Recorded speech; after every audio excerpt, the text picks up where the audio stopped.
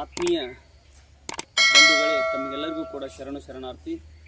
ಇವತ್ತು ನಾವು ಪರಮ ಪೂಜ್ಯ ಶತಮಾನದ ಸಂತ ಶ್ರೀ ಸಿದ್ದೇಶ್ವರ ಅಪ್ಪಾಜಿಯವರ ಪಂಚಕೋಟಿಯಾಗಿರ್ತಕ್ಕಂತಹ ಶ್ರೀ ಗುರುದೇವಾಶ್ರಮ ಕಕ್ಮರಿಯಲ್ಲಿದ್ದೀವಿ. ಅವರ ಪ್ರೀತಿಯ ಶಿಷ್ಯರಾಗಿರ್ತಕ್ಕಂತಹ ಕಾಯಕ ಯೋಗಿ ಶ್ರೀ ಆತ್ಮಾರಾಮ ಪೂಜ್ಯರು ನಮ್ಮನ್ನೆಲ್ಲ ಉದ್ದೇಶಿಸಿ ಉದಯ ಕಾಲದ ಅಮೃತವಾಣಿಯನ್ನು ನೀಡ್ತಾ ಇದ್ದಾರೆ. ದಯವಿಟ್ಟು ತಾವೆಲ್ಲರೂ ಭಕ್ತಿಯಿಂದ ಆಲಿಸಿರಿ ಅಂತೇಳಿ ತಮ್ಮಲ್ಲಿ ಪ್ರಾರ್ಥನೆ ಮಾಡ್ಕೋತಾ ಇದ್ದೀವಿ. ಪರಮ ಪೂಜ್ಯ ಗುರುದೇವರಲ್ಲಿ ಶತಕೋಟಿ ದೀರ್ಘದಂಡ ಪ್ರಣಾಮವನ್ನು ಸಲ್ಲಿಸುತ್ತಾ ನಿರೂಪಣೆ ಮಾಡಿದಂಥ ನಿರೂಪಕರಲ್ಲಿ ಆಗಮಿಸಿದಂಥ ಆತ್ಮೀಯ ಬಂಧುಗಳೇ, ತಮ್ಮೆಲ್ಲರಲ್ಲಿ ಅನಂತ ಪ್ರಣಾಮಗಳು. ನಾವು ಬದುಕು ಅನ್ನುವುದ ಕುರಿತು ನೋಡ್ತಾ ಇದ್ದೇವೆ. ಬದುಕು ಅನ್ನೋದು ಅತ್ಯಂತ ಮಹತ್ವದ್ದು. ಯಾಕೆ ಅಂದರೆ ಇಷ್ಟೆಲ್ಲ ಬಾಳೆಗೆ ಬೆಳಕು ಬರಬೇಕಾಗಿತ್ತು ಅಂದರೆ ಅದು ಬದುಕಿನಿಂದ ಮಾತ್ರ. ಬದುಕಿ ಹೇಗೆ ಇರಬೇಕು ಅನ್ನುವಂಥದ್ದು ನಾವು ನೋಡ್ತಾ ಇದ್ದೇವೆ. ಇವತ್ತಿನ ದಿವಸ ಶತಮಾನದ ಸಂತ, ನಡೆದಾಡುವ ದೇವರು, ಮಾತನಾಡುವಂಥ ಮಹಾದೇವ ಸಿದ್ದೇಶ್ವರಪ್ಪಂಗಳವರ ಬದುಕು ಹೇಗಿತ್ತು ಅನ್ನೋದು ಇವತ್ತು ನಾವು ನೋಡೋಣ. ಯಾಕೆಂದರೆ ಬುದ್ಧ, ಬಸವಾದಿ, ಮಹಾವೀರ, ಅಕ್ಕಮಹಾದೇವಿ, ಚೆನ್ನಬಸವಣ್ಣ ಇದೆಲ್ಲವೂ ನಾವು ಓದಿದೆವು, ಕೇಳಿದೆವು. ಅದರ ಪ್ರತ್ಯಕ್ಷ ನಾವು ಕಂಡಿಲ್ಲ.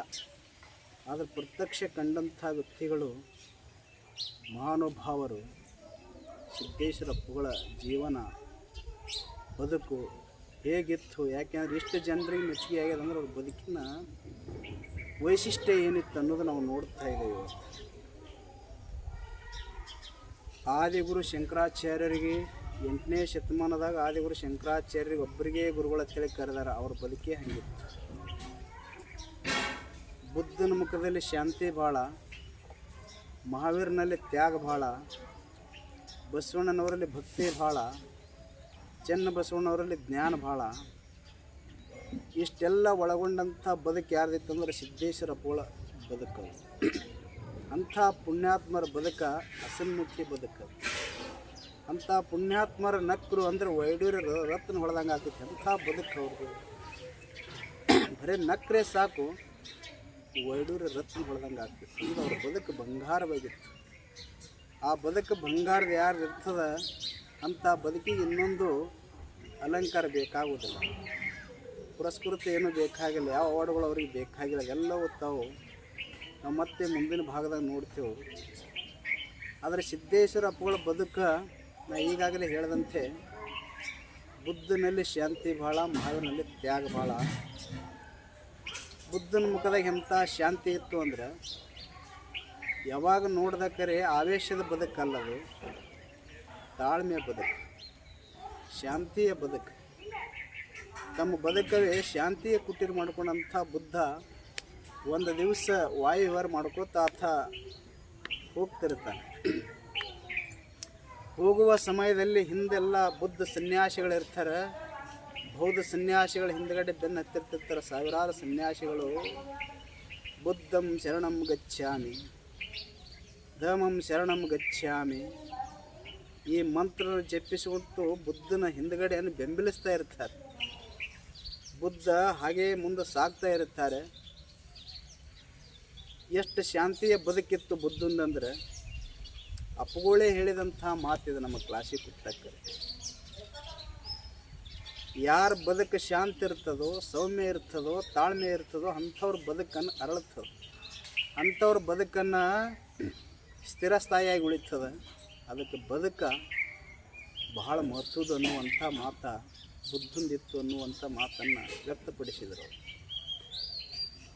ಬುದ್ಧ ಹೋಗುವಾಗ ಒಬ್ಬರು ಹೆಣ್ಣು ಮಗಳು ಬುದ್ಧನ ಮ್ಯಾಗ ಭಾಳ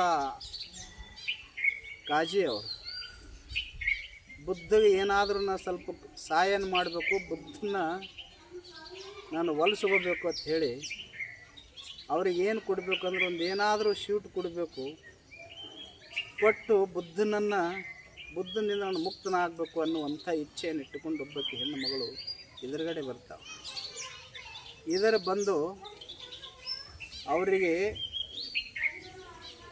ಪಾಯಸನ್ನ ಕೊಡ್ತಾಳೆ. ಪಾಯಸ ಕೊಟ್ಟ ಕೂಡಲೇ ಬುದ್ಧ ಇಷ್ಟು ಪ್ರೀತಿಯಿಂದ ನನಗೆ ಪಾಯಸನ ಕೊಟ್ಟಿದ್ದಾರೆ ಅಂದ್ರೆ ಅವರ ಮನಸ್ಸಿಗೆ ಆನಂದ ಆಗ್ತಿತ್ತು ಅಂದ ಬಳಕ ಅಂತೇಳಿ ಬುದ್ಧನದು ಸ್ವೀಕಾರ ಮಾಡ್ತಾನೆ ಆ ಪಾಯಸನ. ಆ ಪಾಯಸ ಯಾವಾಗ ಸ್ವೀಕಾರ ಮಾಡ್ದೋ ಹಿಂದಿರುವಂಥ ಏನು ಬೌದ್ಧ ಸನ್ಯಾಸಿಗಳಿದ್ರು ಆವಾಗ ಬುದ್ಧ ದಾರಿ ಬಿಟ್ಟ ಅನ್ನುವಂಥ ಮಾತನ್ನು ವ್ಯಕ್ತಪಡಿಸ್ತಾರೆ. ಬುದ್ಧ ದಾರಿ ತಪ್ಪಿದ, ಹೆಣ್ಣು ಮಗಳ ಕೈಯನ್ನು ಪಾಯಸನ ಕುಡಿದವನು. ಬುದ್ಧನಿಂದ ಇರೋಕೆ ನಾವು ಸರಿ ಅಲ್ಲ. ಯಾವಾಗ ಬುದ್ಧ ದಾರಿ ಬಿಟ್ಟರೆ ಇಂಥ ದಾರಿ ಬಿಟ್ಟ ವ್ಯಕ್ತಿಗಳ ಜೊತೆ ನಾವು ಹೋಗುವುದು ಅಷ್ಟು ಸೂಕ್ತ ಕಾಣುವುದಿಲ್ಲ ಅಂಥೇಳಿ ಎಲ್ಲ ಬೌದ್ಧ ಸನ್ಯಾಸಿಗಳು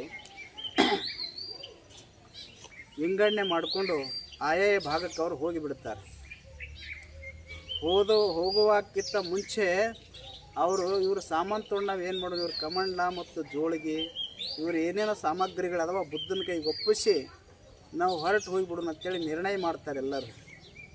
ಸಾವಿರಾರು ಸನ್ಯಾಸಿಗಳು ಬುದ್ಧಂ ಶರಣಂ ಗಚ್ಛಾಮಿ, ಧರ್ಮಂ ಶರಣಂ ಗಚ್ಛಾಮಿ ಅನ್ನುವಂಥ ಜೈಕಾರ ಮಂತ್ರನ್ನು ನಿಲ್ಲಿಸಿ ಬುದ್ಧನ ಬಿಟ್ಟು ಹೊರಗನ್ನು ಹೋಗ್ತಾರೆ. ಬುದ್ಧನ ಬಿಟ್ಟು ಹೊರಗೆ ಹೋದಕರೆ ಬುದ್ಧ ತನ್ನೆಲ್ಲ ಸಾಮಗ್ರಿಗಳನ್ನು ಕೈಯಾಗ ತೊಗೊಂಡು ತನ್ನ ದಾರಿ ಹಿಡಿದು ಏನು ಹೋಗ್ತಿದಲ್ಲ ದಾರಿಯನ್ನು ಬದಲಾಯಿಸದೆ, ವಿಚಾರನ ಬದಲಾಯಿಸದೆ ಬುದ್ಧನ ಹಾಗೆಯೇ ಮುಂದೆ ಸಾಕ್ತಾ ಇರ್ತಾನೆ. ಸಾವಿರಾರು ಜನ ಜೈಕಾರ ಹಾಕುವಾಗ ಸಾವಿರಾರು ಜನ ಸಾಯಾರ್ಥವಾಗಿದ್ದಾಕರೆ ಬುದ್ಧನ ಮುಖದಾಗ ಯಾವ ಶಾಂತಿ ಇತ್ತೋ, ಯಾವ ನೆಮ್ಮದಿ ಇತ್ತೋ, ಯಾವ ಬದುಕಿನಲ್ಲಿ ಆನಂದ ಇತ್ತೋ ಅದನ್ನು ಇವ್ರು ಬಿಟ್ಟು ಹೋದರೂ ಕೂಡ ಕಳ್ಕೊಂಡಿರಲಿಲ್ಲ. ಬುದ್ಧನ ಮುಖ ಶಾಂತಿ ನಲಿತಿತ್ತು ಬುದ್ಧನ ಮುಖದಾಗ. ಇದು ಬುದ್ಧನ ಶಾಂತಿಯತ್ವ ಅಂದರೆ ಶಾಂತಿ ಬದುಕೇ ಶಾಂತಿ ತೋಟನ ಮಾಡಿದಂಥ ಬುದ್ಧಂದು ಕೇಳಿದೆವು ನಾವು. ಭಕ್ತಿ ಭಂಡಾರಿ ಬಸವಣ್ಣ ಹೆಸರು ಕೇಳಿದೆವು, ತ್ಯಾಗ ಮಾಡಿದಂಥ ಮಹಾವೀರನ ಮಾತನ್ನು ಕೇಳಿದೆವು.